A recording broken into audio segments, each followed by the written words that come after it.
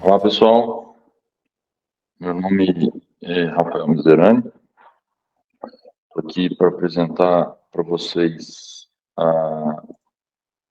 os resultados, né, do meu projeto de mestrado, né, orientado pelo professor Francisco Vidal e co-orientado pelo professor Raoni Barros Wagner. É um prazer estar atendendo a demanda do professor Raoni, que gentilmente abriu um espaço para que a gente possa divulgar o conhecimento que geramos, né? Então, gente, primeiramente, tendo agradecido tanto ao professor Francisco Vidal pela oportunidade, o caminho que ele abriu para mim, quanto no mestrado, quanto o professor Raoni pelo suporte agora por essa nova oportunidade, eu gostaria de falar com vocês que o trabalho que eu desenvolvi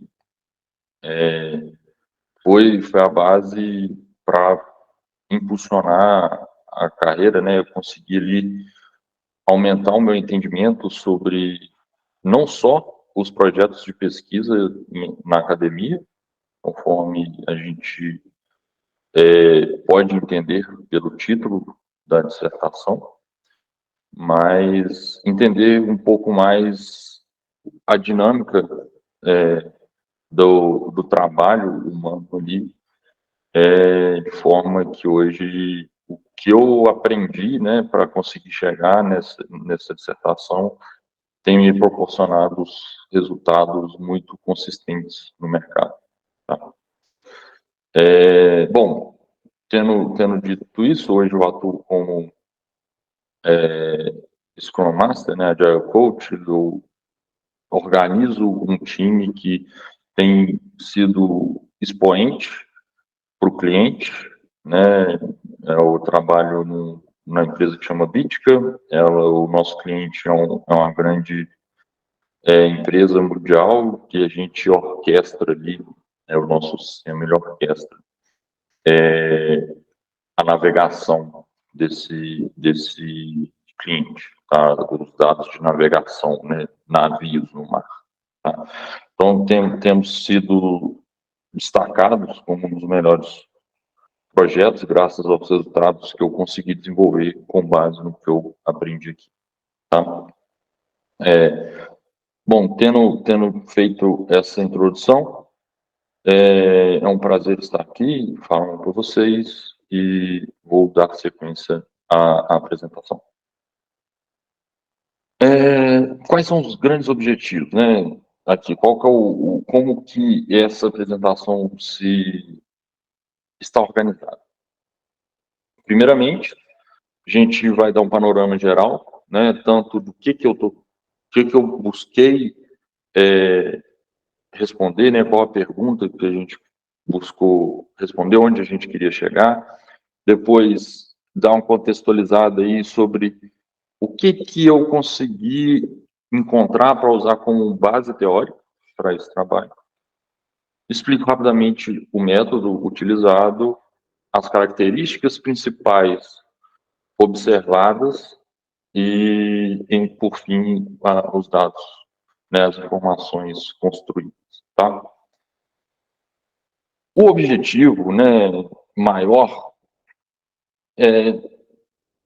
eu venho da ciência da computação e quando eu tive contato com os problemas que existem, né, gerais para a inovação, eu observei que são os mesmos problemas que algumas metodologias, né, alguns corpos de conhecimento, né, de gestão de projetos buscavam resolver para a computação, o mercado de trabalho.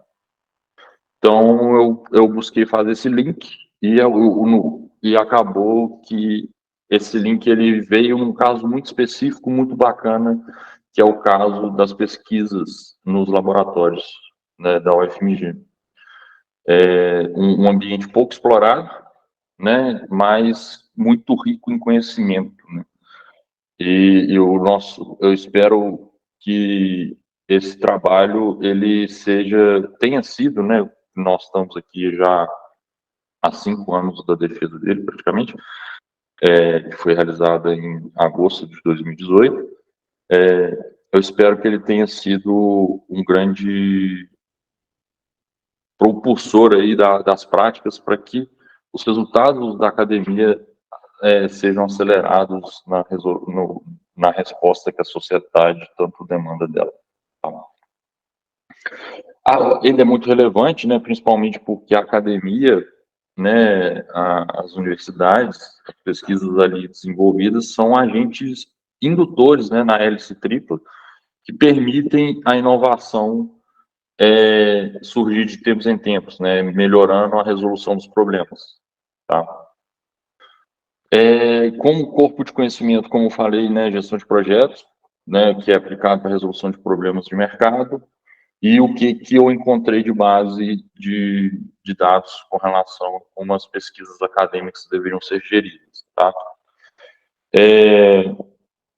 Isso tudo, né, com base nesse escopo de conhecimento, eu corri atrás de obter informações de projetos concretos, sólidos, que estavam ali com grande potencial de ajudar a sociedade, tá?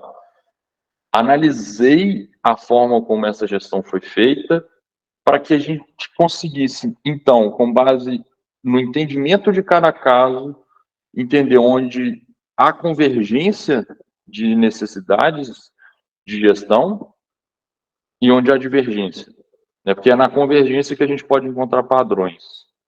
Nas divergências, eventualmente, podem ser questões muito específicas, né, a serem tratadas por cada gestor. Tá? E aí, tendo em vista que, independente do método de mercado, sempre em um projeto nós temos essas 4 etapas, né, macro etapas, super macro etapas, né, que é o que a gente chama de ciclo de vida, né, tem tudo no mundo tem um início e um fim, né. Tendo em vista isso, hoje o escopo geral de gestão de projetos no mercado ele tem 2 polos entre abordagens para lidar com esse ciclo de vida, tá? Sendo o preditivo o mais disseminado, principalmente no século XX, tá? Que é um método que busca prever tudo o que vai acontecer no projeto com o objetivo de minimizar retrabalhos e etc. E, por outro lado, né, no outro extremo, a gente tem o ágil, né, mais comumente chamado como ágil, mas cuja característica principal é a melhor capacidade de permitir adaptações no projeto. Tá? Os dois, eles têm o mesmo objetivo, né, gerir as mudanças num projeto. A diferença é que o preditivo ele trabalha com um escopo de incerteza sobre as mudanças muito menor, enquanto o ágil adaptativo ele permite a gente a trabalhar em ambientes no qual o escopo de incerteza é muito maior que a gente pode debruçar durante anos, tentando prever tudo, e mesmo assim a taxa de mudança ao longo da execução vai ser muito alta. Né? Então, por isso que essas 2 abordagens hoje elas se contrapõem, né? Mas ao mesmo tempo o que se encontra no mercado, em maioria, são abordagens que estão no chamado híbrido, né? Um pouco mais para um lado ou para o outro. Tá? Independente da abordagem, né, para se lidar com o ciclo de vida de um projeto, existem áreas de conhecimento, né, que embasam essa abordagem, que elas podem ser generalizadas, independente do método. Tá? Elas ajudam a gente a entender melhor o que é necessário para que essa construção aconteça. tá? Tendo isso em vista, nós vamos usar elas como os pilares para que o entendimento do contexto de gestão de projeto de cada um dos casos estudados seja compreendido e comunicado para todos. Tá? A gente sempre, para garantir essa análise, tendo em vista as duas abordagens, né, a gente fez um paralelo com base em cada área, como que cada abordagem lida com cada área, né, como a comunicação, como que cada área lida com o escopo. Então, assim, esse trabalho, ele no detalhe, ele vai dar uma robustez de entendimento entre os opostos, né, essas duas abordagens opostas, tá? E é importante a gente entender também que tudo isso foi apresentado e discutido sobre o ambiente de gestão ali do pesquisador, né, que como o Erno Jodl fala, é um ambiente chamado de primeira ordem, né, porque o ambiente de segunda ordem é um ambiente da universidade, ou um segundo, um acordo, né, ele faz uma interface entre o ambiente da universidade, da sociedade, e o ambiente de primeira ordem, onde efetivamente acontece a pesquisa, tá? Então, a gente estudou muito mais como que a pesquisa em si é feita no dia a dia do que os dois ambientes acima, né, nos quais acontecem efetivamente a organização da universidade e da sociedade para que uma pesquisa aconteça no chamado ambiente de primeira ordem aí, tá?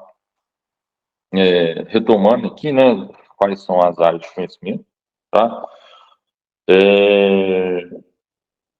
O que a gente observou, né? Tendo em vista aqui, a gente trabalha aqui com o escopo, né? Que é todo o conteúdo, o que deve ser desenvolvido no projeto, o período que você tem para trabalhar no projeto, né? Como que você vai distribuir esse escopo ao longo do tempo, que é outro ponto. Tem os recursos humanos, como que você lida com o risco, como que você garante uma melhoria da comunicação, a qualidade, o custo, né, que junto com o escopo e tempo são outros pilares importantíssimos, né? E as aquisições, que são aquisições de outros recursos que não humanos que garantem que o projeto ocorra. Tudo isso integrado pela área de conhecimento chamada de integração, tá? Então, tendo em vista esses conceitos, a gente chegou em alguns resultados ao analisar os casos, tá? Sendo os principais deles, né, o que a gente observou, o que a gente destacou ali da observação dos casos. Que na gestão de pesquisa acadêmica ainda há uma informalidade muito grande, há pouco padrão que garante maior eficiência, né? A eficiência está muito na cabeça do gestor pesquisador, né? Então é feita de uma forma tácita, né? Então depende não só da habilidade técnica de pesquisador, mas também de uma habilidade humana de gestão, né? Uma habilidade de gestão de pessoas que está ali, o que diferencia muito os resultados entre um laboratório e outro, né? O contexto também ele é muito sobrecarregado, né? Que acaba gerando com que reuniões, por mais que importantes, como há uma necessidade de várias variáveis no ambiente de uma pesquisa, influenciando, elas acabam sendo deixadas de lado, o que gera vários problemas de comunicação. Tudo isso, todo esse contexto, principalmente por causa da incerteza, fica muito claro na pontuação dos entrevistados, a necessidade de flexibilidade, de autonomia, né? Para que o pesquisador ele consiga tomar decisões de acordo com o que ele descobre, porque afinal de contas o grande objetivo da pesquisa é responder algo que não foi respondido ainda, né? Como muitas vezes o trabalho, o ambiente, né, de segunda e de terceira ordem acabam exigindo uma organização do projeto um pouco mais preditiva, nós acabamos encontrando entraves ali na relação, na forma de gerir os projetos, porque como se trabalha com muita incerteza numa pesquisa, as mudanças ocorrem constantemente do que isso foi idealizado lá atrás, né, num ambiente preditivo. Então, isso torna ser preditivo um desafio, tá? E os custos e as aquisições, elas já são, por hora, questões que podem ser mais abordadas de forma mais preditiva, porque a, eles definem qual que é o orçamento real que o projeto pode ter, né? Quanto que se aposta que aquela resposta vai ser obtida por aqueles pesquisadores e qual que é a infraestrutura, né, que é necessária, quais são os insumos necessários. Isso aí, como base, né, é muito mais fácil de se prever e a predição, nesse caso, favorece também a relação com as outras ordens da gestão de uma pesquisa, tá? Esses destaques, eles vêm de um caso da Biológicas, tá? Que contém essas características, tá? O laboratório pesquisado no ICB, na UFMG, tá bom? O segundo caso já é da física, tá bom? Dois casos expoentes dentro da universidade, tá? Com um grande destaque, principalmente esse da física, tá? A liderança é feita por um dos maiores pesquisadores que a UFMG tem, tá bom? O estudo desses dois casos, desses dois contextos, para chegar em destaques como aqueles que eu acabei de apresentar, ele seguiu um método de estudo de casos múltiplo, né? Que, além de múltiplo, ele teve que ter uma adaptação porque a forma de coleta do primeiro e do segundo foi um pouco diferente, embora o caso piloto que foi o primeiro é o que garantiu que o método de coleta do segundo fosse mais efetivo, tá? No caso piloto, as principais conclusões, né, é de que o ambiente de pesquisa, seja a relação entre primeira, segunda e terceira ordem, ele necessita de uma abordagem mais híbrida, principalmente por causa que quem está mais longe, né, do projeto, nos ambientes de gestão de terceira ordem, principalmente, eles não têm condições de acompanhar o âmbito do nível de mudanças. Então, você precisa ali que nas fases iniciais haja uma predição, né, do tipo de pesquisa que vai ser feito, bem como em áreas paralelas ali, né, que garantam a existência do ambiente, haja uma necessidade de maior predição. Por outro lado, desculpa, na rotina dos pesquisadores, fica bem claro que uma abordagem mais ágil, né, permita lidar melhor com a adaptação, tende a gerar melhores resultados, até porque naturalmente eles, de certa forma, já o fazem, embora pouco estruturado, tá? Porque, embora os gestores tenham grande habilidade, é uma habilidade tácita e não é foco deles na rotina lapidar essa habilidade. O foco deles é pesquisar, né? A mesma coisa acontece no caso 2.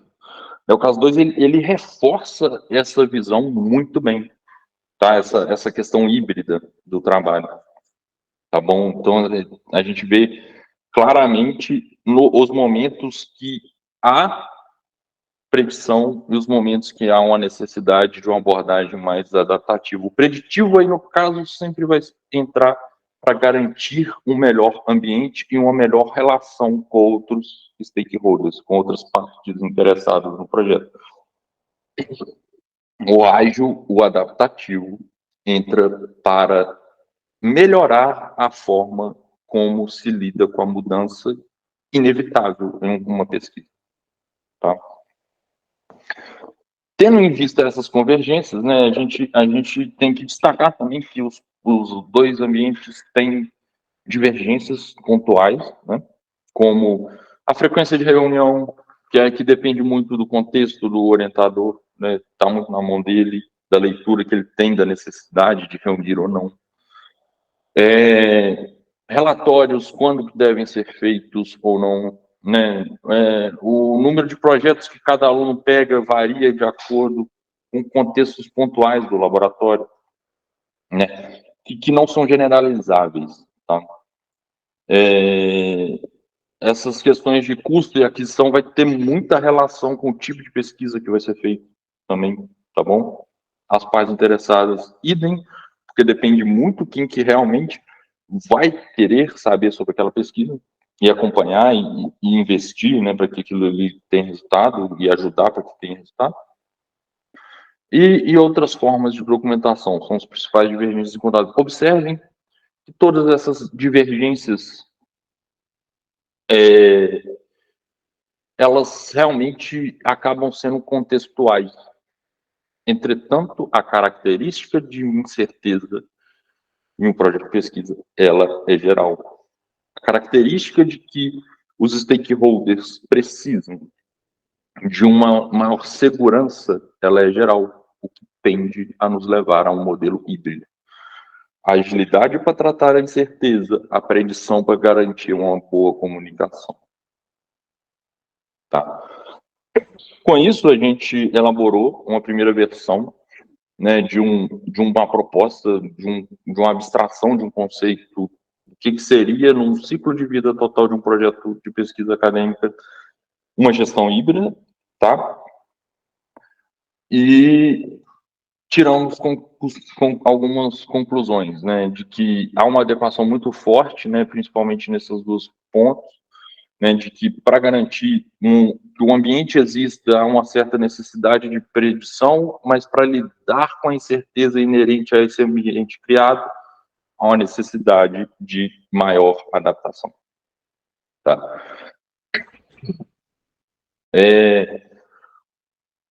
Tudo isso, né, mostra também a questão do contexto nas divergências, né, que são aqueles pontos de divergência ali que levam a decisões diferentes de como gerir, certo? Acho que um outro ponto muito importante é que não ficou claro até agora, é o fato de que o Brasil tem uma característica de ser difícil obter recursos para pesquisas e também de lidar com a logística de um país tão grande. Tá? Isso acaba atrasando muito pesquisas também, não é só a capacidade de gerir, tá? E a abordagem de tornar essa gestão mais efetiva, tá bom? O pesquisador, seja ele o gestor ou o mestrando, o doutorando, ele precisa de uma autonomia balanceada, tá? Para garantir um caminhar saudável da pesquisa. E tudo isso nos leva a uma conclusão, né, de que escopo, tempo, comunicação, a integração, a gestão dos riscos, né, todos esses detalhes que estão mais ali no nível do dia a dia do pesquisador devem ser feitos de forma mais ágil, enquanto todos os detalhes que garantem um ambiente como stakeholder, orçamento e aquisição de uma forma mais preditiva. Isso nos leva a algumas implicações interessantes, né?